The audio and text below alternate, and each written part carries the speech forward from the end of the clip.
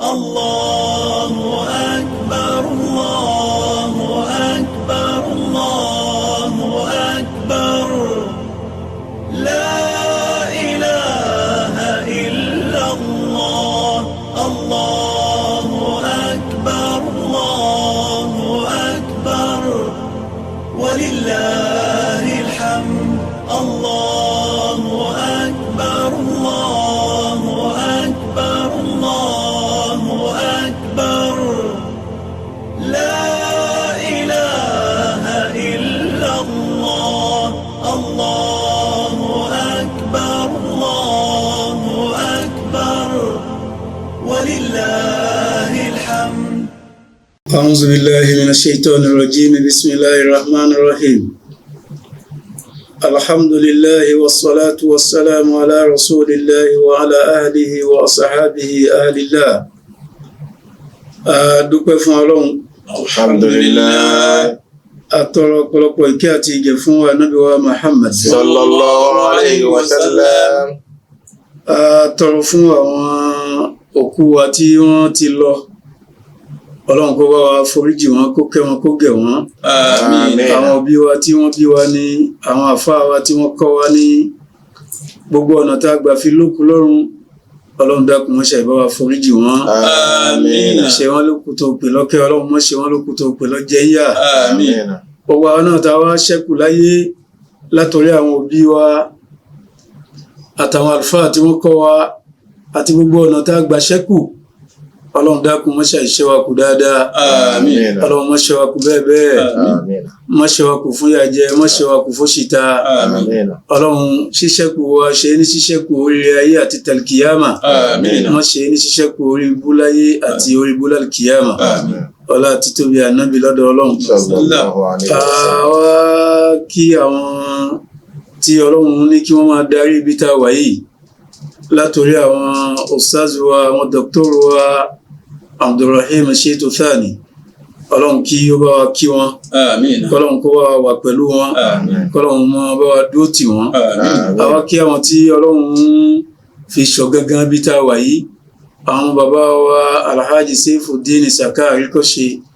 Ọlọ́run dáadáa wọn, Ọlọ́run má jẹ́ ó bàjẹ́. آمين Èyí tó ti dánú ọ̀rọ̀ wọn, Ọlọ́run jẹ́ ó máa dá sí. Àmín. Èyí tó kù tí wọ́n ra ọ́ra sẹ́ sọ́dọ̀ Ọlọ́run dákun wọ́n ṣàìbá wa ṣe fún wọn. آمين Gbogbo ládá tí wọ́n máa rí níbi tá a wà yìí, kọ́lọ́run kó máa ṣe ní pẹ̀ṣẹ̀rẹ́ fún bàbá wọn.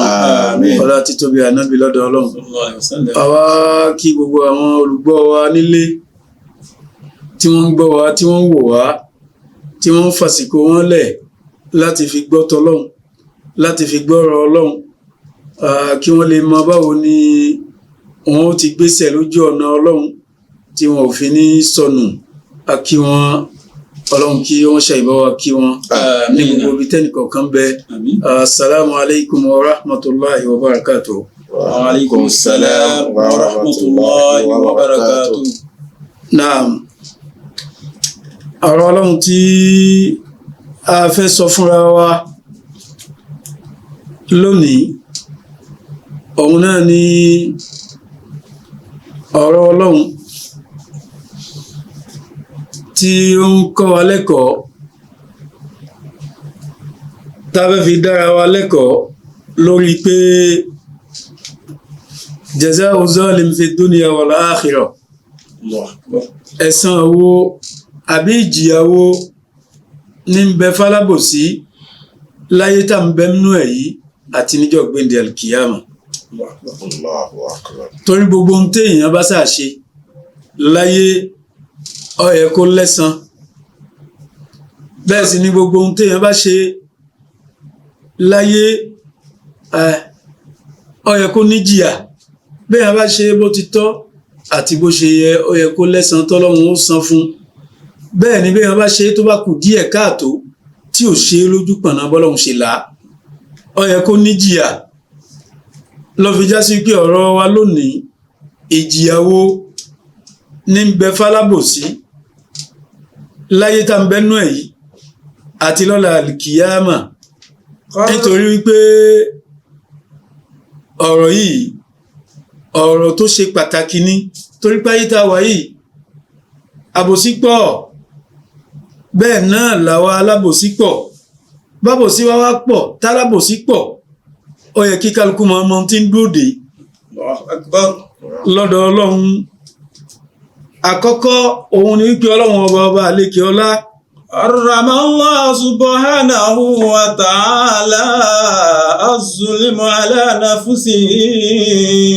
ọlọ́run ọba àlékè ọlá harama zulma ala nafsihi wàjàláhu aidan muharraman bayna ibadihi. ọlọ́run ọba ó ti ṣe àbòsí ṣíṣe ó ṣe é léèwọ̀ fúnra rẹ̀ pé ohun ọlọ́run ò ní ṣàbòsí gbogbo ohun tọ́lọ́run ṣe lérí wa kì í ṣàbòsí o ètò ọlọ́run lórí wa ní bọ́lọ́run ti fẹ́ náà lọ́lọ́run ọba ń tò ó ẹni tí làákàyè ẹ bá kù díẹ̀ káàtó ní ó mọ̀ rí pé èyí tọ́lọ́run ṣe àbòsí ni làákàyè kò dúró dédé torí pé ọlọ́run ọba àlékè ọlá ọba tí ò lábòsí ni tó ṣàbòsí léèwọ̀ fúnra rẹ̀ ọwá ṣe é léèwọ̀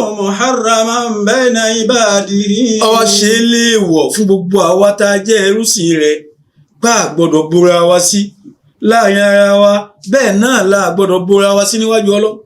فقد جاء في الحديث القدسي أن الله تعالى يقول يا عبادي إني حرمت الظلم على نفسي وجعلته بينكم محرما فلا تظلموا. ọlọ́run ọba àlékè ọlá ó ń sọ nínú hadisi kùdísí ó ní mo pè gbogbo ẹ̀yin ẹrú mi ẹ̀yin ọlọ́run ọba haramtu zulma ala nafsi àbòsí ṣíṣe mo ṣe é léèwọ̀ fẹ́mi ara mi pé mi ò gbọ́dọ̀ ṣàbòsí nínú ọlá mi n gbọ́dọ̀ ṣàbòsí nínú gbogbo iṣẹ́ mi àbòsí ò sí ń bẹ̀ bí mo ti wá ṣe é léèwọ̀ fúnra mi nì waja'altuhu bainakum muharrama mo wá ṣe é léèwọ̀ láàrin ara tí náà láyé ẹ má fàbòsí láyé ẹ má fi àbòsí fi lora yín èmi ọlọ́run tí mo dá yín gẹ ẹ má ṣàbòsí níwájú èmi ọlọ́run. fala tazalamu. ẹ̀ ń tà ń pè lábòsí òun náà ni mujawazatul hadd. alladhi wada'ahu ash-shar'. òun náà ni kéèyàn máa kọjá àlà lórí ti ìlànà ọlọ́run ọba tó là kalẹ̀ fún wa pé ojú àlà èmi ọlọ́run ní fala ta'taduha ẹ má kọjá ẹ̀ bẹ́ẹ̀ bá ti ń kọjá àlà ọlọ́run tọ́lọ́run là kalẹ̀ eléyìí ti dálábòsí. wa huwa aidan wad'u al-amri fi ghairi mawdi'i alladhi shara'ahu Allahu ta'ala. ẹ̀ ń ta màlálábòsí òun lẹni tó já sí pé ń gbé nǹkan ń gbé síbi ibi tọ́lọ́run ò gbé sí ń fi nǹkan síbi tọ́lọ́run ò fi sí gbogbo ẹni tí bá ti ń ṣe bẹ́ẹ̀ nínú ìgbésí ayé ẹ̀ nínú ìṣẹ̀mí ẹ̀ alábòsí. wa kadhalika fa inna kulla dhanbin yusi bihi Allahu subhanahu wa ta'ala huwa zulm. bẹ́ẹ̀ ni gbogbo ẹ̀ṣẹ̀ téèyàn bá ti fi ń ṣe ọlọ́run tí wọn náà tó dámà lẹ́ṣẹ̀ èyí tó gbọ́ tí wọ́n sọ fún ẹ nínú ọ̀rọ̀ ọlọ́run nínú ọ̀rọ̀ anábì pé gbogbo àwọn nǹkan wọ̀nyí ẹ̀ṣẹ̀ ni mọ́ súnmọ́ bọ́ ọba ti ń ṣe é tó ń súnmọ́ òun dẹ́ṣẹ̀ níwájú ọlọ́run. walakin kana fi ọ̀dẹ̀wà àmọ́ tó wá já sí pé ẹ̀ṣẹ̀ tó ń dá nì ó kọjú ẹ̀ mọ́ ọlọ́run àwọn ẹ̀dá ẹlẹgbẹ́ rẹ ló ń kọjá àlà wọn òun tẹ̀ wọ́n lójú mọ́lẹ̀ òun tẹ̀tọ́ wọn mọ́lẹ̀ òun ṣe bó ti wù ẹ́ pẹ̀lú wọn èyí ni òun já sí pé òun ṣàbòsí àwọn ẹlẹgbẹ́ rẹ tọ́lọ́run jọ dá yín pé kẹjọ máa lólé ayé òun bò wọ́n sí bó ṣe rí bẹ́ẹ̀ wa illam yakun kadhalika kashirki billahi fa huwa zulmun linnafsi bọ́wọ́ wa ti wá já sí wípé àbòsí ti pín sí méjì ńbẹ̀ èyí tó dojú ẹ̀kọ́ lọ́hùn ògbó rẹ̀ síwájú ọlọ́hun níbi ẹ̀sìn níbi ibi ìhùwà sọ́lọ́hun níbi ìjọsìn ó ṣàbòsí rẹ̀ wọn náà ti mọ̀ pé àbòsí tó ṣe ní àbòsí yìí ògbó rẹ̀ síwájú ọlọ́hun bọ́wọ́ ti wá kó bẹ́ẹ̀ ògbó rẹ̀ sí lọ́dọ̀ ẹ̀dá ẹlẹgbẹ́ rẹ̀ gbogbo àbòsí tó bá sì ń ṣe fúnra rẹ̀ tó ń ṣe níwájú ọlọ́run kìí ṣe kó ń bọ ọlọ́run sí o òun là ń pè ní zulmu lè nafsi òun bu rẹ̀ sí níwájú ọlọ́run وقد أوضح النبي محمد صلى الله عليه وسلم Ànábì wa Muhammad kéèké àti ọlọ́run ọba kó máa lọ bá ọlọ́run ọba rán ó jíṣẹ́ ó ṣàlàyé bó ṣe tọ́ àti bó ṣe yẹ ó jẹ́ ó yé wa wípé n ti ń jábò sí òun náà ni àwọn méjèèjì nínú àbòsí tá a kà yí ògbó rẹ̀ sí níwájú ọlọ́run àbò ògbó ẹnìkan sí nínú àwọn ẹ̀dá ẹlẹgbẹ́ rẹ̀ tẹ̀jọ́ ń lólé ayé ó ṣàbòsí fún wọn. Wa kayfa yujazi Allah. Ànábì ṣàlàyé ó ṣàlàyé ọ̀tọ̀ọ̀tọ̀ àwọn àbòsí méjèèjì yìí bẹ́ẹ̀ ni kayfa yujazi Allah subhanahu wa ta'ala kullam minhuma báwo lọ́lọ́run ó ti sẹ̀san ìkíní kejì àwọn àbòsí tó ṣe fún mi ara rẹ níwájú ọlọ́run àtàbòsí tó ṣe fẹ́ẹ̀yàn ẹ̀dá ẹlẹgbẹ́ rẹ bọ́lọ́run ti yanjú méjèèjì Ànábì ṣàlàyé ẹ̀. Haythu qala. Eré Ànábì ti ń sọ báyìí pé. Az-zulmu thalatha. Ànábì ń sọ fún wa pé ìran àbòsí mẹ́ta ni ìran àbòsí láyé. Fa-zulmu la yaghfiruhu Allah. Àbòsí àkọ́kọ́ òun ni zulmu la yaghfiruhu Allah. Òun làbòsí tó já sí pé ọlọ́run ọba àlékè ọlá kì í forí ẹ̀ jiyàn kò láforíjì níwájú ọlọ́run. Àbòsí kan bẹ bẹ́ẹ̀. Wa zulmu yaghfiruhu. Bẹ́ẹ̀ náà làbòsí kan bẹ tó já sí pé yaghfiruhu ọlọ́run ọba àmọ́ dárí ẹ̀ jiyàn yóò yá fi ẹ̀ yóò dárí ẹ̀ jẹ́. Wa zulmu la yatrukuhu. Àbòsí kan bẹ tó já sí pé ọlọ́run ọba kì í fi ilẹ̀ òun náà ò láforíjì ọlọ́run ò ní fi ẹlẹ̀ bó bá ti ṣàbòsí ìní ọlọ́run yóò mú ẹ ṣíkún báyìí ọlọ́run mú. Fa amma zulmu alladhi la yaghfiruhu Allahu fashirku. Àbòsí àkọ́kọ́ tó já sí pé la yaghfiruhu Allahu ọlọ́run ọba kì í dárí ẹ̀jẹ̀ nìkan òun náà ni àṣírìkù ìwọ orogún fọlọ́run ọba ọlọ́run ò forí ẹ̀jẹ̀ ẹnìkan. Qala Allahu ta'ala. Ọlọ́run ọba àlékè ọlá ló fi ń sọ wípé. Inna shirka la zulmun azim. Ìwọ orogún fún ọlọ́run ọba òun làbòsí tó tóbi. Àbòsí ńlá ni tó já sí pé gbogbo ẹni bá ń wó orogún fọlọ́run tí ò bá padà níbi ìwó orogún fọlọ́run kò láforíjì iwájú ọlọ́run. Wa qala ta'ala aidan. Lọ́lọ́run fi ń sọ lẹ́ẹ̀kan sí pé. Inna Allaha la yaghfiru an yushraka bihi. Ọlọ́run ọba la yaghfiru an yushraka bihi. Ọlọ́run ọba gbogbo ẹni bá wó orogún fọlọ́run ọlọ́run ọba lòun ò ní foríjì. Wa yaghfiru ma duna dhalika. Àmọ́ yaghfiru ma duna dhalika liman yasha'u. Àwọn nǹkan míì tó yàtọ̀ sí ìwó orogún fọlọ́run tó kéré sí ìwó orogún fọlọ́run tí àwọn èèyàn a fi ìwó orogún fọlọ́run ọba àfojú kéré ẹ̀ àfojú tírí ẹ̀ pé nǹkan kékeré ni kí eléyìí ká gbé òòṣà kékeré kan sílẹ̀ ká máa wárí fún ká máa bépo sí ká máa bọ́ lẹ́yìn ọlọ́run gèlèlè yẹn nǹkan kékeré kan lélẹ́yìí àfojú tírí ẹ̀ tó sì já sí pé ọlọ́run ọba kò forí jẹni tí bá ń ṣe bẹ́ẹ̀. Wa man yushrik billahi. Lọ́lọ́run fi sọ pé wa yaghfiru ma duna zalika liman yasha'u. Gbogbo ẹni bá dúró déédéé níwájú ọlọ́run ó ṣe ń tọ́lọ́run ọba fẹ́ ní déédéé àwọn ẹ̀ṣẹ̀ pẹ́pẹ̀pẹ́ tí wọ́n ń lọ́mọ lẹ́sẹ̀ torí pé èèyàn ò lè máa rìn kéré ó mọ́ mí. Gbogbo àwọn pẹ́pẹ̀pẹ́ tí bá ń lọ́mọ lẹ́sẹ̀ ni ọlọ́run ọba àlékè ọlá yóò máa ṣàforíjì àmọ́ bí ẹ bọ́kọ̀.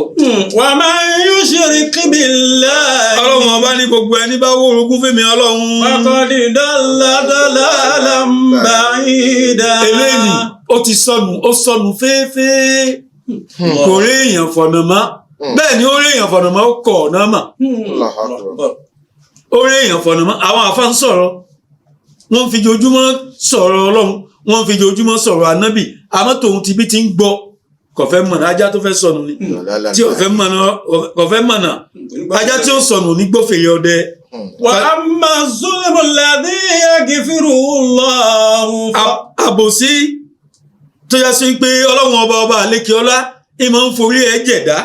Zulmu al-ibadi anfusahum fima baynahum wa bayna rabbihim. Òun náà làbòsí táwọn èèyàn ń ṣe láàrin ara wọn ọlọ́run ọba àlékè ọlá onájú tó ó ń pọ́ ọmọ ìyá rẹ̀ sí níbi ọ̀rọ̀ níbi ìwà níbi ìṣe gbogbo ọ̀nà tá ń gbà bòra wa sí láyé àbòsí tó ń ṣe ń bẹ̀ tá ń ṣe fúnra wa láàrin ara wa tá a rò pé ọlọ́run ò rí àbá ọlọ́run rí yóò sì yà sí Masha Allah. yóò yà sí wa amma zulmu alladhi la yatrukuhu Allahu فظلم العباد بعضهم بعضا حتى يدين لبعضهم من بعد. òun náà làbòsí mi èyí ìran kẹta yìí náà àárín wa níbẹ̀ bó ṣe já sí pé kejì àbòsí tí àárín wa náà níbẹ̀ láàrin àwa sọ́lọ́hun náà níbẹ̀ àmọ́ àbòsí kẹta yìí àárín àwa síra wa náà lòun ní òun bẹ̀ tó já sí pé a gbọ́dọ̀ ṣe kí ni kó tó di pọ́lọ́hun ó forí jì ẹ́ nípa àbòsí ìní o gbọ́dọ̀ lọ bẹ́ni tó bòsí ìgbà alágbájá ìwọ nìyí mo wá mú láti wá tọrọ dáríjì lọ́dọ̀ ẹni mo mọ̀ bù ẹ́ sí yọ báyìí mo ṣàbòsí báyìí fún ọ mo ṣàbòsí báyìí fún ọ ọ̀ya foríjì mi bó bá foríjì ẹ ọlọ́run foríjì ẹ. Allahu akbar. bó foríjì ọ ẹni tó kìyàwó ẹ mọ́lẹ̀ tó lò dáadáa ọ̀ya ọlọ́ba kó sọ fún pé alágbájá ọmọ alágbájá ìyàwó ẹ mo lò ó mo lò ìyàwó ẹ lọ sọ fún ọtọ àforíjì lọ́dọ̀ ẹ ó fi ẹ́ lẹ̀ ọlọ́run náà ó fi ọ́ lẹ̀. Allahu akbar. ọlọ́run ó fi ọ́ lẹ̀. mélòó ló kù tí ń ṣe. ló fi já sí pé àbòsí nǹkan kan ni téèyàn gbọ́dọ̀ jìnnà sí àmọ́ téèyàn ó fi jìnnà sí a gbọ́dọ̀ ṣàlàyé ẹ̀ téèyàn tó lè ó fi mọ̀ wípé àṣẹ ń tó yẹ kó òun jìnnà sí ni ẹ̀san tí wọ́n ń bẹ fálábòsí. قضى الله سبحانه وتعالى أن يمهل الناس الظالم ولا يعجل لهم العقوبة. ọlọ́run ọba àlékiọlá nínú ètò rẹ̀ òun ni wípé gbogbo àwọn èèyàn tá a bá ń ṣàbòsí ọlọ́run ọba máa lọ́ wa lára ọlọ́run àmọ́ fi wálẹ̀ yóò máa wò wá pé àǹjẹ́ lágbájá tó ṣàbòsí ṣé yóò tọrọ àforíjì ẹni tó bòsí ǹjẹ́ yóò súnmọ́ yóò lọ sọ fún pé lágbájá mo bọ́ sí àbí tó wájá sí pé wájú ọlọ́run náà ní ǹjẹ́ yóò padà lọ bá ọlọ́run pé ọlọ́run astaghfirullah wa atubu ilay ọlọ́run o mo ṣàbòsí níjọba yìí mo túbá ọlọ́run o bọ́lọ́run ọba wo ìjìyà rẹ̀ yóò pọ̀ ọlọ́run fẹ́ láti máa lọ alábòsí lára kò fẹ́ kánjú jẹ níyà bọ́lọ́run bá kánjú jẹ alábòsí ayé yìí ti bàjẹ́ jù. Masha Allah. لحكم كثيرة منها. ọlọ́run ọba wa àlékiọlá istidraju zalim ọlọ́run ọba a máa ń lọ alábòsí lára a máa kà á fún ọlọ́run ọba a máa kà á fún yóò máa wá kà á fún bẹ́ẹ̀ títí ọlọ́run ó fi wá mú yóò mú aláàkíbáyé hálì lórí ìṣesí burúkú tí ń bẹ títí máa ń ṣàbòsí ẹ̀. àbáwòrán burúkú àwòrán tí ò da bóyá ìyàwó oníyàwó ló ń kí mọ́lẹ̀ ó ti ń ṣe ọlọ́run tẹ rí nì ìjọ tẹ bá rẹ̀ nìkan tí wọ́n pín fọ́tò rẹ̀ kiri pé lágbájá ni wọ́n ń yọ fọ́tò rẹ̀ kiri pé ìyàwó oníyàwó ní ń bá sùn àbí wọ́n ń yọ fọ́tò rẹ̀ pé ó jalè àbí wọ́n ń yọ fọ́tò rẹ̀ lérí ihun yòówù yìí kì bá ṣe níbàjẹ́ ìjọ tí wọ́n yọ fọ́tò ẹ̀ tẹ rí nì ìjọ náà kọ́ ló ṣe o. ó ti ń ṣe é tipẹ́ tọ́lọ́run wá ń lọ lára ṣé yóò túbá ṣé yóò padà kò padà títí ọlọ́run wa wo ọjọ́ kan pé ẹ̀yin jẹ́mọ́ àtẹ́jọ́ ń bẹ láyé pẹ̀lú lágbájá níta ń rí lára ẹ̀ yìí àti rí títí a rò pé yóò ronú yóò pìwàdà ni ẹ̀yin náà ẹ wo díẹ̀. ọ̀yà fi hàn ayé. a fi hàn ayé ẹ̀yin ará ayé ẹ̀yin náà ẹ wo díẹ̀ nínú tá ń rí táwọn àwọn èèyàn adarí ohun tí wọ́n ń ṣe lábẹ́ sánmà ẹ wo díẹ̀ nù. wa fi dhalika qala Allah subhanahu wa ta'ala. lọ́wọ́ bàbá àlékè ọlọ́fi sọ wípé. innama numli lahum liyazdadu ithma. ọlọ́wọ́ ọba ní a máa ń lọ wọn lára àwọn alábòsí a máa ń lọ wọn lára liyazdadu ithma tí ń fa sábàbí ta fi ń lọ wọn lára òun ni kí àbòsí wọn tí wọ́n ń ṣe nì kó lè pọ̀ dáadáa. walahum adhabun. kókó ní òṣùwọ̀n kẹ́sẹ̀ wọn pọ̀ dáadáa bí wọ́n wá ṣe tó pọ̀ dáadáa walahum adhabun muhin. ìjọ tá a bá fẹ́ mú wọn láì tí ìkú tí wọ́n ń bẹ láyé á fi wọ́n han ayé á jẹ wọ́n níyà ìyà yẹpẹrẹ. Allahu akbar. á dojú tì wọ́n á jẹ́ ká yóò mọ̀ pé lágbájá àṣewọ́ ló gọ síbí látijọ́ ìtààmọ̀ ọlọ́run fẹ́ sọ fáyé ni pé òun ló gọ síbẹ̀ látijọ́ yìí ẹyin tí mo ń gbà mọ́ra látijọ́ yìí tí ń jẹ́ ẹ mọ̀ ọ̀kan nú ẹ̀ ni mo fi hàn yín ni ẹ wo ohun tí lágbájá ṣe ẹ̀yin náà ẹ dájú ẹ̀ láàrin ara yín kó tó di pé mi ọlọ́run dájú ẹ̀. وقد يكون الإمهال فرصة للتوبة. ìdí tó fi wá jẹ́ sí pé ọlọ́run ọba ìfi máa ń lọ lára ń gbà míì òun ni wípé ìlọ́lára ni ó lè jẹ́ ìgbàyè kan fẹ́ni tí ẹlẹ́ṣẹ̀ ni alábòsí ni للتوبة. ó lè jẹ́ gbàyè kan fún tó já sí wípé yóò fi ṣe tauba yóò ronú pìwàdà síwájú ọlọ́run wọ̀wọ̀dú èyí lálẹ́ hákì tí ó padà sí ní òdodo tóun náà wá wípé àṣẹ gbogbo èyí tá à ń ṣe látijọ́ yìí ọ̀nà anúláwà ọlọ́run fèríjì mi mo túbà òronú ó pìwàdà ọlọ́run ìdí nìní tó fi já sí pé ọlọ́run ọba àlékè ọlá ó ń lọ alábòsí ó lọ lára. فمن صفاته أنه حليم. nítorí pé ọlọ́run ọba àlékè ọlá inú ìròyìn rẹ̀ òun ni pé ọlọ́run ọba aláàánú ni kò fẹ́ fìyà jẹ nìkan ọba aláàánú ni. أو أن المظلوم قد سبق له ظلم. àbí kó já sí pé ẹni alábòsí yìí tí ń bòyàn sí òun gangan ó ti bu ẹnìkan sínú gbèsè ayé rẹ̀ tó ti ṣàbòsí fún yàn. ẹ wá já sí pé ويكون ظلم الواقع عليه عقوبة. ẹ wá já sí pé àbòsí tí wọ́n ń ṣe fún àbòsí tí ń rí lọ́wọ́lọ́wọ́ yìí ó wá ń jẹ́ pé àbòsí tó jẹ́ wípé òun gangan ìfi ń kéré àbòsí tó ti ṣe fẹ́nìkan ṣáájú náà lẹ́lòmíín ló fi fọwọ́ àbòsí tẹ̀wọ̀n náà. Allahu akbar. ẹlòmíín ṣàbòsí fóun náà àbòsí tí wọ́n ń ṣe fún ni ìwà ń jẹ́ ẹ̀san àbòsí tóun náà ti ṣe ṣáájú. Allahu akbar. ìyà àkọ́kọ́ tí ó jẹ́ alábòsí nínú ayé tá ń bẹ nínú ẹ̀ yìí. Anna òun náà ní pé zalima alábòsí la yuflihu fi dunyahu wala ukhra. alábòsí kò ní jèrè láyé àti lálìkìyámà gbogbo ẹni tó bá lànà àbòsí. faman salaka tariqa zulmi. sálákàtọ̀rí kò zulmi gbogbo ẹni bá lànà àbòsí. fa inna babahu fi nihayati masdud. bó tilẹ̀ wù kó lànà rẹ̀ kọ́ ọmọ tọ́ tó bọ́ ọba lọ títí ọ̀nà padà dí mẹ́rin. Allahu akbar. ọ̀nà máa ń dí mọ́ alábòsí ni alábòsí yìí mọ̀nà kò gbọ́dọ̀ mọ̀nà alábòsí ò gbọ́dọ̀ mọ̀nà. wàlá ẹ̀rù máa wúdù bẹ́ẹ̀ náà ni oore bó tilẹ̀ wù kálábòsí máa ṣe nígbà tí ń ṣe tí oore inú ẹ̀ ń dùn èyí ń ba nǹkan jẹ́ àríjẹ nídìí ìbàjẹ́ ń ba nǹkan jẹ́ oore ń wọlé bó tilẹ̀ wù kó oore ó wọlé tó oore ìní wà wọlé ńjọ́ kan tí ó wọlé tí kò ní lóore látara àbòsí tó ṣe lọ́lọ́wọ́n ọba àlékè ọlá fi sọ wípé innahu la yuflihu zalimun alábòsí ò ní là lọ́dọ̀ òun ọlọ́run ìgbésẹ̀ ẹlẹ́kejì qala ma'adallahu. ìgbésẹ̀ ẹlẹ́kejì ana zalima yahrumu minal hidayati wa tawfiq. gbogbo ẹni bá jẹ́ alábòsí ọlọ́run ní òun ọba àlékè ọlá ẹ̀san tó wọ́n san fún láyé ìjìyà ẹ̀ láyé òun ni wípé kò ní ṣe kóńgẹ́rẹ́ kò sì ní mọ̀nà kò ní mọ̀nà bẹ́ẹ̀ ni kò ní ṣe kóńgẹ́rẹ́ nítorí pé ọlọ́run ọba àlékè ọlá gbogbo ẹni bá jẹ́ alábòsí ọlọ́run yìí fọ̀nà má. asalizu.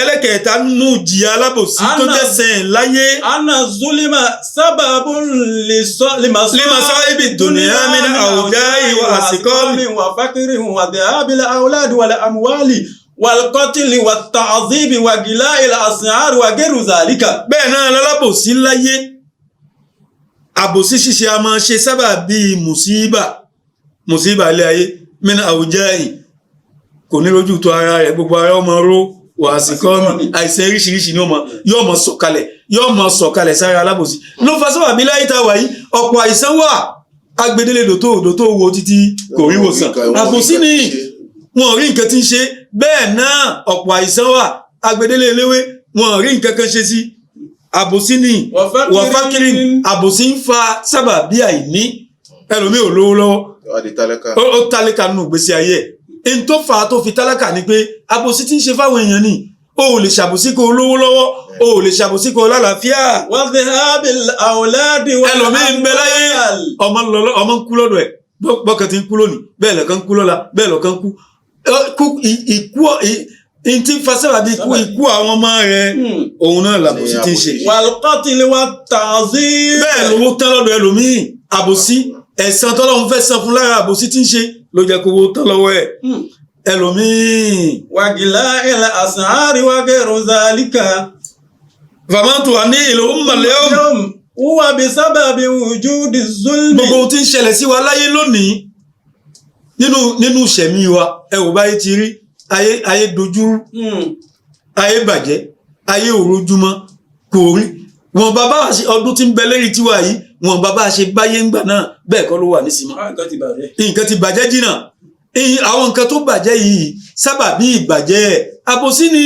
wọ́n bí máa kásábàtì aydin nas. ìntàn fọwọ́ ara wa fa òun ní fa ẹni tí ń ṣẹlẹ̀ sí wa. wa qala ta'ala ma asabakum min musibatin fabima kasabati aydikum. lọ́lọ́wọ́n ọba àlekè ọlá fi sọ fún wa wípé gbogbo ohun tí ń ṣe wá nínú ìgbésí ayé wa nínú mùsíbà àìríjẹ ni àìrímu ni ọjà ò lọ déédé àìlálàáfíà àìríṣe gbogbo ìran mùsíbà tí ń kan kó wá láyé ọlọ́run níbi máa kásábátà ìdí ní tí kí wọ́n fọwọ́ rẹ̀ fà ló pọ̀ mẹ́. wàyà fún àwọn. bẹ́ẹ̀ sì ni òun ọlọ́run ọba yá fún wa ń kẹ̀síìrì nǹkan pọ̀ tóun ọlọ́run ọba tí òun mójú kúrò nínú àwọn àbòsí tá à ń ṣe.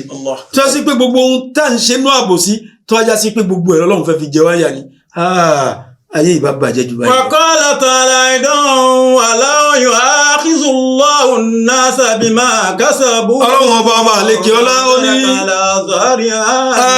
ní tó wájá sí pé bá a ti ń ṣàbòsí bá a ti ń rìn inú àbòsí tó wájá sí pé bẹ́ẹ̀ náà lọ́lọ́run fẹ́ fi gbá wa mú ni. má kàkà látọ̀rí àmì dàbàtì. ọlọ́run ní kò ní ku ẹnìkan lórílẹ̀ ayé yìí o hátà ẹranko èèyàn ò ní kù ẹranko ò ní kù gbogbo ohun tọ́lọ́run dá kan ò ní kù. wàlákìn yu'akhiruhum ila ajalin. àmọ́ ọlọ́run ọba àlekè ọlá ibi tó nífẹ̀ẹ́ wa dé tó nífẹ̀ẹ́ ànábì dé. sallallahu alaihi wasallam. ọlọ́run wa ń lọ wa lára ila ajalin musamma lọ wa lára bóyá a lè ronúpìwàdà a lè fi ń tà ń ṣe ńlẹ̀ lábòsí ká ronúpìwàdà ká padà sọ́dọ̀ ọlọ́run. fa idha jaa ajaluhum fa inna Allaha kana bi'ibadi basira. Allahu akbar, Allahu akbar, Allahu akbar. La ilaha illa Allah. Allahu akbar, Allahu akbar. Walillahil hamd. Allahu akbar, Allahu akbar, Allahu akbar. La ilaha illa Allah. Allahu akbar, Allahu akbar. Walillahil hamd. àbòsí gẹ́gẹ́ bí ọ̀rọ̀ ọlọ́run ọba tí ọlọ́run ọba ń sọ pé tí ìbá ṣe wípé àánú wa tó wọn ọlọ́run ọba ní bá ti ń ṣàbòsílẹ̀ kan náà bẹ́ẹ̀ lòun máa mú wa ọlọ́run láàánú wa ó fẹ́ràn wa àmọ́ tòun ti bọ́lọ́run ti láàánú wa tó fẹ́ràn wa tó àbòsí tá ń ṣe èyí ò ṣàìmọ̀ lápá lára wa gẹ́gẹ́ bá ti ń sọ ó kópa nínú àìlálàáfíà wa ẹ wò lóde òní ọ̀pọ̀ èèyàn ń bẹ wọn ò lálàáfíà tẹ bá wo sọ́wọ́ bí àìlálàáfíà ẹlòmíì àbòsí tí ń ṣe ní ẹ wá wo bábòsí ṣe jókòó láàrin wa lónìí àbòsí jókòó láàrin wa ó gbáyè à ń ṣàbòsí fúnra wa tá a bá fẹ́ wọnú ẹ̀ ó pọ̀ lọ́nà tí kó wá ń gbà à ń ṣàbòsí ara wa níwájú Ọlọ́run lérí ẹ̀sìn ààrẹ ni tí ò kírun ààrẹ ni tí ò ṣẹ̀sìn ara àwọn tó já sí pé ẹbọ nìkan làwọn dojúkọ tí wọ́n fi ń bora wọn sí níwájú Ọlọ́run bẹ́ẹ̀ lẹni tí ń kírun ẹlòmíì ń kírun àmọ́ tòun ti bí ti ń kírun ìrun rẹ̀ kò àbòsí fún ń ṣàbòsí àwọn tẹjọ́ kírun náà ló ń bòsí ìyálọ́jà òun ṣàbòsí nídìí ọjà rẹ̀ ẹni tí ń lọ bí iṣẹ́ ń ṣàbòsí nídìí iṣẹ́ rẹ̀ àwa náà tá ń bẹ ńlé tá a lọ bì kan kó wá ló ní ọ̀nà tí ń gbà ṣàbòsí tá fi ń jàǹbá ara wa tá a mọ̀ wípé gbogbo ohun tá ń ṣe nì yóò padà lápá lára àwa tá ń ṣe bẹ́ẹ̀ sì ni yóò kó bá àwùjọ nítorí pé inna zulma sababun li ihlakil umam. Àbòsí ṣíṣe òun ni sábàbí tó já sí pé ọlọ́run ọba àlékè ọlá ìfi ń pa àwọn ìjọ kan rẹ́ lánàá. faqad ahlaka Allahu aqwaman wa qurunan minan nasi qablana. àwọn èèyàn ń bẹ tọ́lọ́run ọba, àwọn ìjọ ń bẹ tọ́lọ́run ọba ti parẹ́ ṣáájú wa. èmi àmọ́ sọ nínú ọ̀rọ̀ mi wípé àwọn ìjọ ni àwọn ànábì ni tọ́lọ́run ọba pa àwọn èèyàn wọn rẹ́ lérí tí wọ́n gbé ṣe ẹ̀ṣẹ̀ kọ̀ọ̀kan ni. ìjọ kan wọ́n lẹ́ṣẹ̀ wọn, ẹwà àwọn ìjọ ànábì sọ́ọ́líhù kí ni wọ́n ṣe? wọ́n ṣe nǹkan kan ju pé láti iná kọ́tù láì, èyí òun náà ni ràkúnmí ọlọ́run, ẹ gbọ́dọ̀ pa wọ́n pa. ibi tí wọ́n ti pa ràkúnmí ọlọ́run àtàìgbà fòjìṣẹ́ ọlọ́run, wọ́n dẹni tó jìyà wájú ọlọ́run. ẹwà àwọn ìjọ ànábì lúùtù, àmọ́ tí wọ́n ń ṣe, ọkùnrin ń bọ́kùnrin lájọṣepọ̀, àbòsí ni ìtọ́lọ́run ọba ò fẹ́. wọ́n ń ṣe bẹ́ẹ̀ láwọn nǹkan míì tó tún kún tí wọ́n tún ṣe. ọlọ́run torí ẹ̀ ó pa wọ́n rẹ́.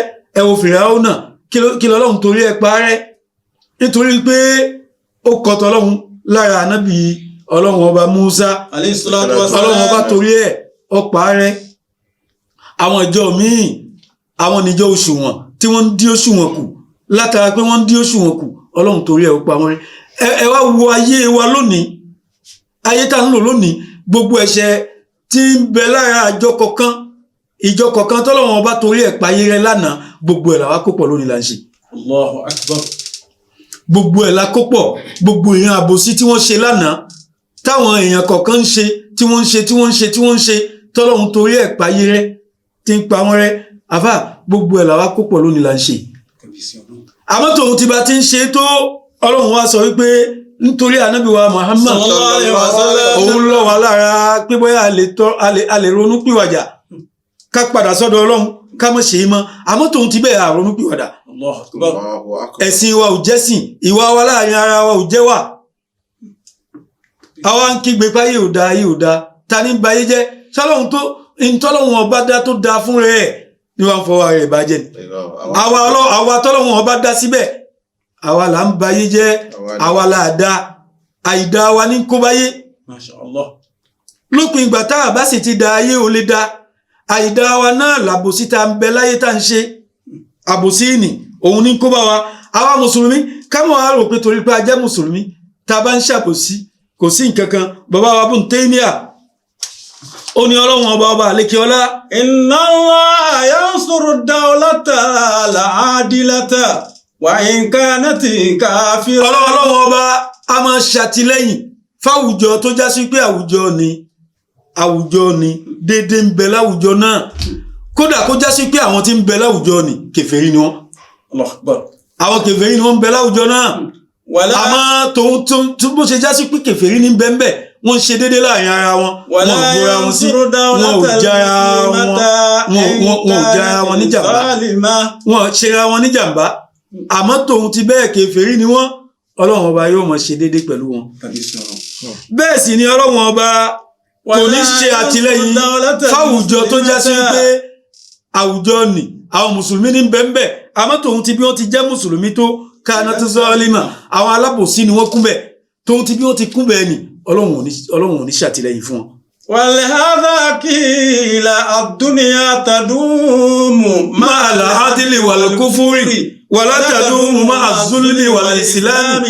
làwọn ọ̀jọ̀gbọ́n fi ń sọ wípé ayé tá ń bẹ nú ẹ̀ yìí tàdúmù مع العدل والكفر. bí èèyàn bá ti ń ṣe déédé, ìbá jẹ́ kèfèrí, bó bá ti jó ní déédé, ayé náà mọ̀ ṣe déédé pẹ̀lú ẹ̀. ẹjọ́ pé ó jẹ́ kèfèrí ni ọ̀tọ̀ láàrò, yóò rojọ́ ilé ìní lọ́tọ̀ níwájú ọlọ́run ni. àmọ́ pé ń bẹ láyé kò ṣàbòsí, ń ṣe déédé, ayé náà mọ̀ ṣe déédé pẹ̀lú ẹ̀. ayé ò mọ̀ da, yóò mọ̀ alálàáfíà, gbogbo nǹkan rẹ̀ ó mọ̀ lọ déédé, tí bá náwó yóò mọ̀ rí gbà, gbogbo tó tí mo ṣe já sí pé kèfèrí ni. àmọ́ bẹ́ẹ̀ bá jẹ́ mùsùlùmí tó wá já sí pé irú mùsùlùmí tá ń ṣe lóde ayé tá a wà yìí, tó sí pé mùsùlùmí alábòsí ni wá, àbòrà wa sí níwájú ọlọ́run. bá ti ń kírun bẹ́ẹ̀ la lẹ́bọ lẹ́rù, bá ti ń lọjà tá ń kírun bẹ́ẹ̀ la ń ṣàbòsí. ọlọ́jà ń ṣàbòsí oníṣẹ́ ọwọ́ ń ṣàbòsí ẹ̀wẹ̀ ni wọ́n yá lówó nítorí kó lè mókè ó tún ṣàbòsí ẹni tó yá lówó ìgbà tí èèyàn ṣàánú ẹ̀ tó yẹ ẹ lówó nítorí kó lè rí jẹ nulẹ̀ tó wá lọ kàn án ipe gbogbo ìgbà tó bá béèrè owó ẹ̀ aburú báyìí ni ó ṣẹlẹ̀ sí ó sì béèrè aburú bẹ́ẹ̀ ṣẹlẹ̀ sí kí ni wọ́n retí wájú Ọlọ́run irú ìwọ tó ṣe bẹ́ẹ̀ ọkàn wa ń balẹ̀ inú ẹ̀ ń dùn kí ni ìdùnnú ẹlẹ́wọ̀n ẹ̀ ti sọ aago mọ́wọ́ ẹni tó ṣe ni ó tọ́jú ẹ̀ ní ẹ̀ṣẹ̀ ń bọ̀ fún ẹ wájú alhamisu ẹ̀san àwọn èyí tí ó máa ṣẹlẹ̀ láyé nù ní àìṣedéédé yóò máa bẹ láyé àlùbáríkà ò ní sí ọlà ò ní sí ìmọ̀nà ò ní sí àlàáfíà ò ní sí fún gbogbo ẹni tí bá ti ń ṣàbòsí láyé tá a wà yìí yóò máa fa owó òní tó yóò máa lé kò níbà yóò máa wá rò pé nìkan ní ṣe òní kò ní mọ̀ pé wa ma zalamnahum walakin kanu anfusahum yazlimuna.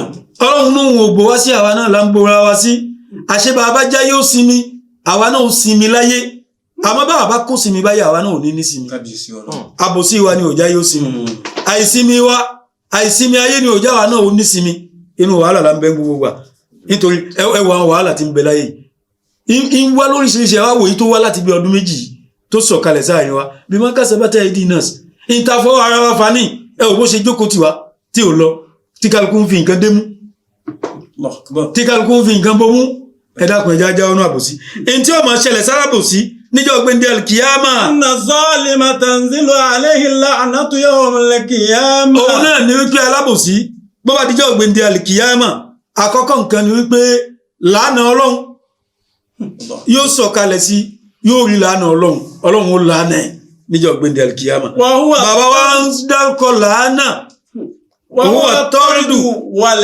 ib'adu min rahmatillah. èyí tá ń pè ní làánà òun ni kọ́lọ́run léèyàn jìnà kúrò nínú kẹ́ Ọlọ́run béèyàn bá tẹ̀ rí kẹ́ Ọlọ́run láyé tí ń bẹ láyé tí ò rí kẹ́ yóò tẹ̀ máa dúpẹ́ pé òun ń bẹ láyé ìyà ò jẹ́ àmọ́ kò gbádùn ayé kò rí kẹ́ Ọlọ́run láyé àmọ́ lálùkìyámà bí ò ṣe ní rí kẹ́ bẹ́ẹ̀ ni ó rí à kì í ṣe gbígbà tí ò rí kẹ́ kò ní rí à èyí lè má rí kẹ́ Ọlọ́run láyé tí ó sì máa lò bálabàla bẹ́ẹ̀ títí yóò fi wọlé tọ́lọ́run lọ àmọ́ èwo lẹni tí ò rí kẹ́ Ọlọ́run lálùkìyámà bí ò bá rí kẹ́ Ọlọ́run kí ló kù tí ó rí ìyà Ọlọ́run ni. Yaqulu hadha wa jalla. Ọlọ́run ọba àlékè ọlá ń sọ báyìí pé yawma la yanfa'u zalimina ma'ziratuhum. Ọlọ́run ọba níjọ́ kan ń bọ̀ tó já sí wípé àwíjàre ìwo ní bẹ fálábòsí ẹ̀rọ náà gbogbo tó ń ṣe ìhun àwíjàre ìwo ló ní níwájú Ọlọ́run níjọ́ kan ń bọ̀ ilé ayé ló ti láwíjàre òun tàn wá jẹ òun tàn àwọn èèyàn tá a jọ jẹ́ ẹlẹgbẹ́ òun tàn wá jẹ ọmọ pé òun tàn ẹ jẹ ni nǹkan báyìí ló fà bí ìbá ṣe nǹkan báyìí ò ní ṣe nǹkan báyìí Ọlọ́run ní ìjọ́ kan ń bọ̀ tó já sí pé ń tọ́ ọlọ́fàá nì àwọn Ọlọ́run nígbà lọ́dọ̀ nítorí pé kò ní wúlò ń jọ náà. walahum la'natu walahum su'ud. eléyìí pé àgbàwíjàre rẹ lánà Ọlọ́run ọba yóò máa wá bò ẹ́ dẹ́rù lẹ́yìn lánà Ọlọ́run wa fi sí ní su'ud ilé aburú ilé ìyà ilé ìbànújẹ́ Ọlọ́run wa fi sí. Àwùláì alladhina kazabu ala rabbihim. Ọlọ́run ọba àlekè ọlá tó ń sọ bẹ́ẹ̀ ó ní àwùláì alladhina kazabu ala rabbihim. Àwọn wọ̀nyí àwọn tá ń fìyà jẹ yìí àwọn ẹni tó já sí pípa àwọn ń bẹ láyé àbòsí ni wọ́n fi ń lògbà àbòsí laṣọ tí wọ́n ń wọ̀ òun ló ń jẹ tí wọ́n ń jẹ òun lọ̀rọ̀ tí wọ́n ń sọ òun nìrìn tí wọ́n ń rìn. Ala la'natullahi ala zalimin. bọ́wọ́ adìjọ gbẹ̀ndé àlìkìyàmà Ọlọ́run ọmọ wa sọ fún wa pé àwọn wọ̀nyí àwọn làwọn tó já sí pé wọ́n purọ́ mọ́ Ọlọ́run láyé. Fala yakunu li hadha az-zalim yawm al-qiyamah nasirun wala shafi'. bọ́wọ́ adìjọ gbẹ̀ndé àlìkìyàmà kò ní rólùrànlọ́wọ́ kò ní rẹ́ni ṣìpẹ̀ níjọ́ gbẹ̀ndé àlìkìyàmà Ọlọ́run má ṣe bẹ́ẹ̀ fún wa. Àmín. èyí tí ó tún kan alábòsí níjọ́ gbẹ̀ndé alkiyama òun náà ní wípé alábòsí ya'rumuna min shafa'ati imamil mursalin wa shafa'atu man ya'zanillahu fi shafa'ati li ibadihi. yóò pàdánù ìpè anábì sallallahu alaihi wasallam. anábì ò ní lè ṣìpẹ̀ rẹ̀ tó ń pẹ́ alábòsí ni a ti sọ fún wa àbòsí ni ó ṣàbòsí láàrin Ọlọ́run ó ṣàbòsí láàrin èèyàn bẹ́ẹ̀ náà ló tún ṣàbòsí láàrin àwùjọ tí ń gbé láyé alábòsí ni wọ́n mọ̀ síbẹ̀ kò ní rí ìṣìpẹ̀ ànábì wa Muhammad sallallahu alaihi wasallam. bẹ́ẹ̀ náà làwọn tí Ọlọ́run ó yọ̀ǹda fún ànábì nìkan kọ́ ní ó ṣìpẹ̀ yẹn jọ gbé dàlùkìyàmà àwọn míì tún bẹ tọ́lọ́run ó yọ̀ǹda fún pé ẹ ṣìpẹ̀ ìṣìpẹ̀ àwọn wọn ni náà bó tilẹ̀ wù kí wọ́n ṣìpẹ̀ tó kò ní tọ́ sí kò ní jàǹfààní ìṣìpẹ̀ wọn. wa ma lizzalimina min hamimin wala shafi'un yuta'. Ọlọ́run ọba ní gbogbo alábòsí tó farabalẹ̀ ṣàbòsí láyé bó bá ti jẹ́ ògbéǹde àlìkìyàmà ọ̀rẹ́ àlàyò kan tí ó ṣìpẹ̀ rẹ̀ kò ní rí ibo ló ti fẹ́ rí ṣé ọ̀rẹ́ náà ti rójú tó ara ìwájú Ọlọ́run dépò pé yóò máa ṣìpẹ̀ ẹnìkan wa ma lizzalimina min ansar kò ní lẹ́lẹ́gbẹ́ lànàbí wa Muhammad ló fi sọ fún wa wípé sinfani min ummati lan tanalahuma shafa'ati. ànábì wa Muhammad ó láwọn èèyàn méjì kan bẹ nínú ìjọ tòun lan tanalahuma shafa'ati ìṣìpẹ̀ èmi ànábì wa Muhammad àwọn méjèèjì ni kò ní dọ̀dọ̀ wọn ò ní jàǹfààní ìṣìpẹ̀ èmi ànábì ṣẹ́wọ̀n pé gbàtà ń bẹ láyé nísìn gbogbo wa náà la mọ́ bọ́ọ̀bá dọ̀jọ́ àgbèǹde ànábì ni ó ṣìpẹ̀ wá bọ́ọ̀bá dọ̀jọ́ àgbèǹde ànábì ni ó ṣìpẹ̀ wá. Ẹ jẹ́ ká ṣe sàlátù fún Muhammad Adéwálé. Ẹ jẹ́ ká ṣe sàlátù fún Muhammad òjíṣẹ́ ńlá. Bó tilẹ̀ wù kó ṣe sàlátù bá nábì òjíṣẹ́ ńlá láyé tó nítorí kó lè jèrè ìṣìpẹ̀ ànábì kò ní máa bẹ nínú àwọn tánábì ó ṣìpẹ̀ ànábì náà àwọn èèyàn méjì. ìmáàmù zalimu gáṣù. ànábì ní alákọ̀ọ́kọ́ òun ni ìmáàmù ìmáàmù tó jẹ́ alábòsí èyí ló pọ̀ láwùjọ lónìí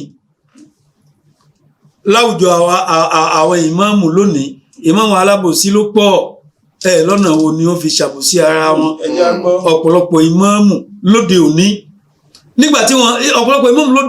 nígbàtí wọn ti jẹ ìmáàmù èmi ń bẹ láfáà nísìn mi ti jẹ ìmáàmù lóòótọ́ àwọn ìmáàmù náà àfáà ni wọ́n àmọ́ gba wọn tí n tí jẹ ìmáàmù nísìn mi ò tí ì rí pẹ́ nìkan ń lépa mi ó fẹ́ pa mí o ọ̀rọ̀ mi ò yé mi ò tí ì rí lọ́wọ́lọ́wọ́ nísìn pé àwọn ọ̀tá kan ń bẹ níbì kan tí wọ́n fẹ́ pa mí àmọ́jọ́ tó bá ti di pé ọ̀rọ̀ oní ìmáàmù dé ní ó bá di pé ìmáàmù ó jáde ní ó múra sí rẹ̀ nítorí pé àwọn ọ̀tá pọ̀.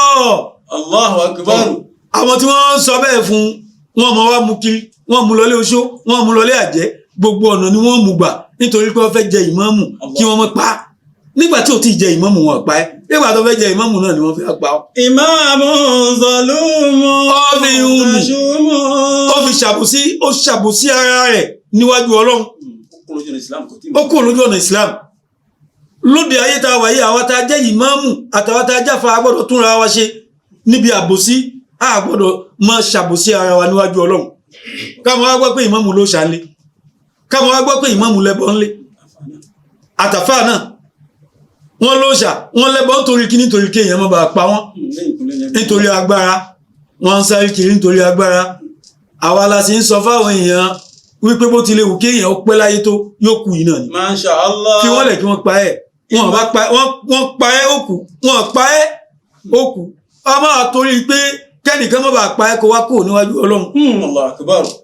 bọ́ba ti wá bó tilẹ̀ wù kó jẹ́ ìmáàmù tó bọ́ba ti kú níwájú Ọlọ́run ànábì ní bọ́ba díjọ́ gbẹ̀ndé alikiyama ò ní jogún pẹ̀ òun ànábì wa Muhammad. sallallahu alaihi wasallam gàlẹ̀ márìkì. bẹ́ẹ̀ náà lẹni tó jẹ́ sí pé a máa ṣe fáàrí yóò máa gara ní òun ṣe yóò máa gara ní ọmọ ga ní ọmọ ukù yóò máa ru bí àkókò adìyẹ ní ọmọ ru yóò máa tẹ ìwọ àwọn èèyàn mọ́lẹ̀ àwa ti ga kí lẹ́fẹ́ kò sí nǹkan tán lè ṣe fún wa irú àwọn wọn ni bó bá dijọ́ gbẹ̀ndé alikiyama wọn ní jogún pé anábì wa Muhammad sallallahu alaihi wasallam bẹ́ẹ̀ náà ni alábòsí àwọn alábòsí. anna zalimina yusibuhumun nadamu walhasara yawm alkiyama. àwọn alábòsí tó bá dijọ́ gbẹ̀ndé alikiyama wọ́n jẹ kábàámọ̀ wọ́n ti kábàámọ̀ bọ ẹnu tó bá dijọ́ gbẹ̀ndé alikiyama bẹ́ẹ̀ ni wọ́n jẹ kábàámọ̀ níjọ́ gbẹ̀ndé alikiyama nítorí pé wọ́n ti bora wọn sí ìjìyà àbòsí ni òun náà wàá jẹ́ kí wọ́n jẹ̀ka àbámọ̀. Qala ta'ala walau anna likulli nafsin zalamat ma fil ardi lafsadat bihi wa asarru nadama. àwọn alábòsí bákan náà nítorí àsìkò àwọn alábòsí masiruhum al-azabul alim fi nari jahannam gbogbo ẹni bá jẹ́ alábòsí láyé ibi tí ń lọ jókòó sí níjọ́ gbẹ̀ndẹ̀ alikiyama òun nínú jahannama. Allahu akbar. wàtàkùnù hiya nihayatuhum ibi ìpàpínlé wọn níjọ́ gbẹ̀ndẹ̀ alikiyama òun náà ní jahannama àyè ìbọ̀sí wọn nìní. fàbí isati nihaya ibi tí wọ́n ń bọ̀ sí ní ṣíọ̀. wa sa'atil khatima. àtúbọ̀tán wọn ni ọmọ burú àtúbọ̀tán wọn dá. wa naqulu lilladhina zalamu zuqu adhaban nari alladhi kuntum bihi tukazzibun. tó bá dijọ́ gbẹ̀ndẹ̀ alikiyama ọlọ́run ní ọwọ́ máa sọ fáwọn alábòsí pẹ̀yìn alábòsí zuqu adhaban nari ẹ̀ẹ́tọ́ yà náà wò. alladhi kuntum bihi. iná tó já sí pé bàtẹ́ ń bẹ láyé kuntum bihi tukazzibun ẹ pè é nírọ́ pé iná ò ní ọlọ́run ò ní fi wá sí iná kan ọlọ́run ò ní iná kan tí ń fìyàn sí níjọ́ gbẹ̀ndẹ̀ alikiyama bẹ́ẹ̀ bá ti wá wọ bẹ̀ wá wọnú jahannama àbó wọnú sàírì àbó wọnú làzọ́ gbogbo orú náà yòówù wọn bá falábòsí tí níjọ́ gbẹ̀ndẹ̀ alikiyama wọn ò ní kú bẹ́ẹ̀ yóò máa gbé bẹ̀ títí lọ gbére ni èyí tó níbẹ̀ ń fèèyàn.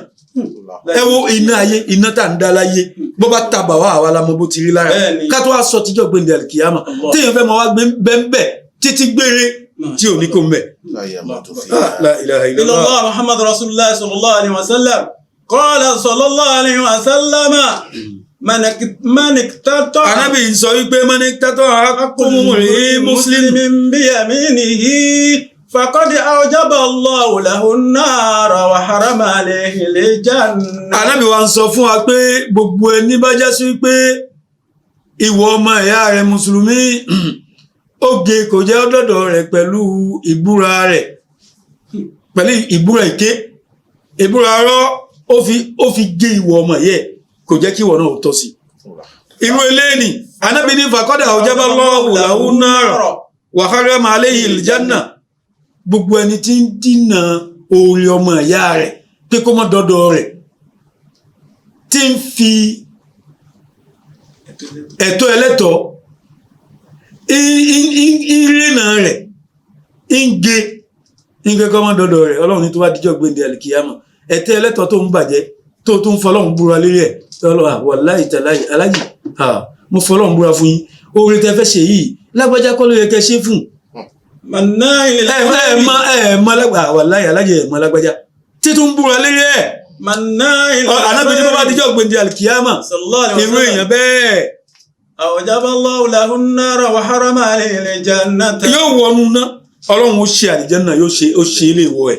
Allahu akbar. nítorí àsìkò bẹ́ẹ̀ lẹni tó já sí pé ń ṣàbòsí láyé ẹni tí ń ṣàbòsí láyé yóò pàdánù iṣẹ́ rẹ̀ tó gbélé ayé ṣe ó kírun ó gbàwẹ̀ ó yan zaka ó lọ hajj gbogbo ọ̀nà tí èèyàn ń gbà ṣiṣẹ́ rẹ̀ ó ṣe dáadáa ó ṣe gbogbo ìran dáadáa téèyàn ń ṣe láyé lóore àmọ́ tòun ti bẹ́ẹ̀ ó ṣàbòsí anábìrin tó bá dijọ́ gbẹ̀ndẹ̀ alikiyama dáadáa ládá tó yẹ kó gbà lára gbogbo iṣẹ́ rẹ̀ tó ṣe láyé ni àfà yóò mọ̀ pàdánù ẹ̀. lánàbí wa Muhammad níbi ń sọ wípé man kanat indahu mazlamatun li akhihi gbogbo min irdihi aw shay'in minhu gbogbo ẹni tó bá já sí wípé ó ṣàbòsí ọmọ ìyá rẹ̀ ní ìyá ayé tá ń bẹ̀ yìí ọbọ ọmọ ìyá rẹ̀ sí àbòsí tó ṣe fún yìí ó já sí pé nínú ìjọmọlúàbí rẹ̀ ló fàbùkù kàn ó tẹnu bá ìjọmọlúàbí rẹ̀ ó bọmọlúàbí ẹ̀ jẹ́ ó bọ́ṣọ yìí lára ẹ̀ ó wọ aṣọ ẹ̀tẹ́ fún aṣọ àbùkù ó wọ̀ fún ó sì tẹ. Allahu akbar. alábìnrin gbogbo ẹni tó bá ṣe bẹ́ẹ̀ fọmọ ìyá rẹ̀ a ó ṣe ìmínú àbí nǹkan míì ọ̀nà míì lọ́gbà fi ṣàbòsí ọmọ yẹ ẹ̀. anábìíní fẹ́lẹ́ yàtọ̀ àhàlálẹ́ òmìnira òlìyá ọmọ nígbà tí ń bẹ láyé nísìn gbogbo ọ̀nà tó gbà ṣàbòsí ọmọ yẹ ẹ̀ wá gbogbo ọ̀nà láti tọrọ àforíjì lọ́dọ̀ ẹ̀. min qabli an la yakuna dinaran wala dirhama.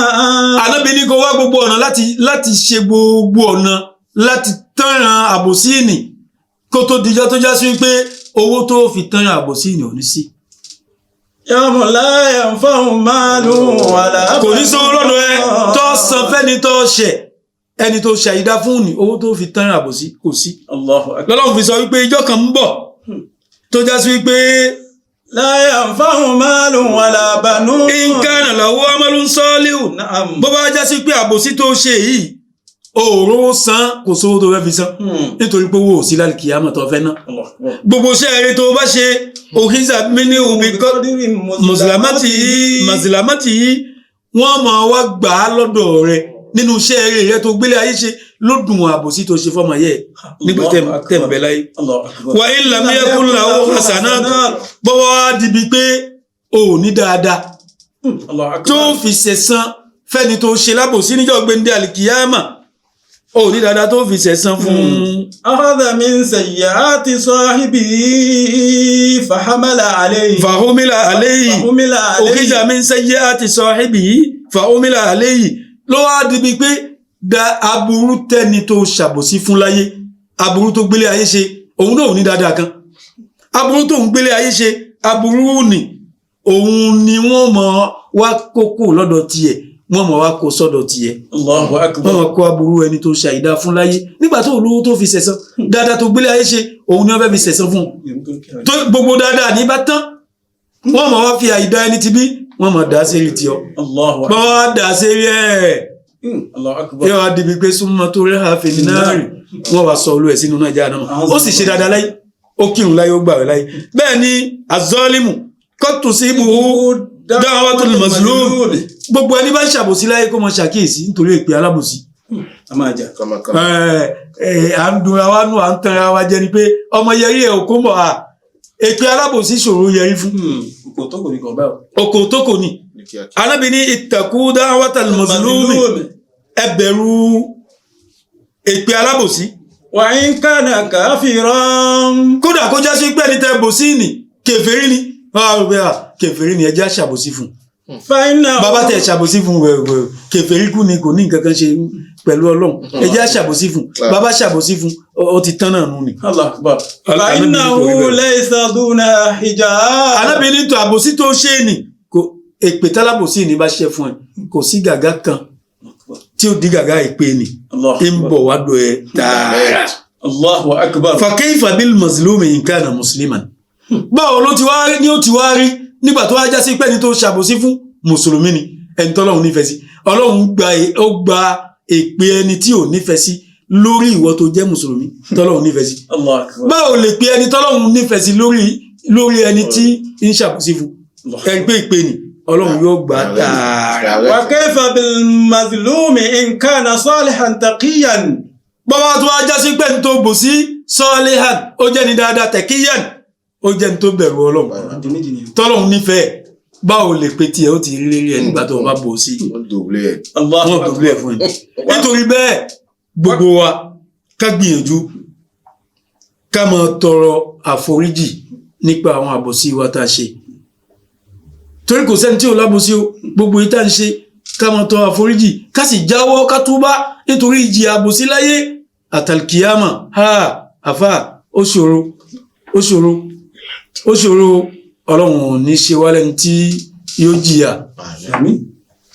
Ọlọ́run kí gbogbo èyí tí a wí ó ti gbé tí ọ̀tún wa wọlé Ọlọ́run má jẹ́ ó bá tòsí jáde a ṣàdúrà fún gbogbo àwọn tí wọ́n ń gbọ́ wa jìnnàjìnnà tí wọ́n ń gbọ́ TV Sunna TV Ọlọ́run dákun mọ́ṣẹ́ ìbá wa ṣe dáadáa fún wọn Ọlọ́run kó bá wa dúró tì wọ́n iṣẹ́ ṣe wọn kọ́lọ́run kó fà lùbáríkà sí àwa náà tá ń wá Ọlọ́run dúró tàwa náà gbogbo tá a fi ilẹ̀ tá a fi ń wá Ọlọ́run má jẹ́ ó bàjẹ́ àwọn tí wọ́n mójútó wa ń bí Ọlọ́run mójútó àwọn náà iṣẹ́ ṣe wọn Ọlọ́run má jẹ́ ó bàjẹ́ gbogbo ọ̀nà táwọn náà ń gbà bí àbùkátà wọn Ọlọ́run dákun mọ́ṣẹ́ ìmọ̀ tó wọn ọlá àti tóbi ànábì lọ́dọ̀ Ọlọ́run subhanaka allahumma wa bihamdik ashhadu an la ilaha illa anta astaghfiruka wa atubu ilayk subhana rabbika rabbil izzati amma yasifun wassalamu ala al mursalin walhamdulillahi rabbil alamin.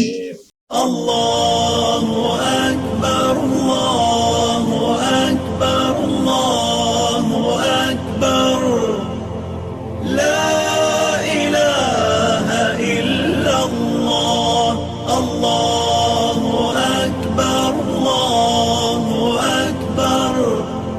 ولله الحمد الله أكبر الله أكبر الله أكبر لا إله إلا الله الله